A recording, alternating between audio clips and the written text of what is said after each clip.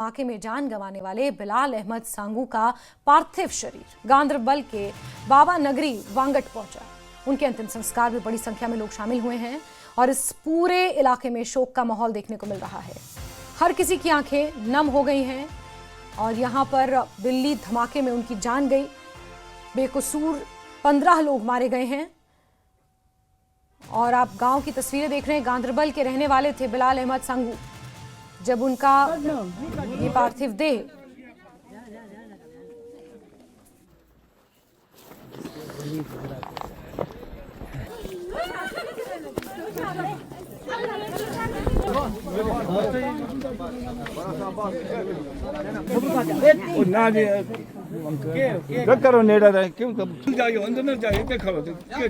पहले भी की है, आगे भी करूंगा। मैंने सीएम ऑफिस में पहले उस दिन बात की थी जिस दिन इनका इंतकाल हुआ था, तो जो गवर्नमेंट की तरफ से जो मुआवजा जो मदद होगी वो इनकी की जाएगी। चीफ मिनिस्टर साहब परसों दिल्ली में थे, उन्होंने भी बोला कि कश्मीर के हर आदमी को शक के दायरे में ना लिया जाए।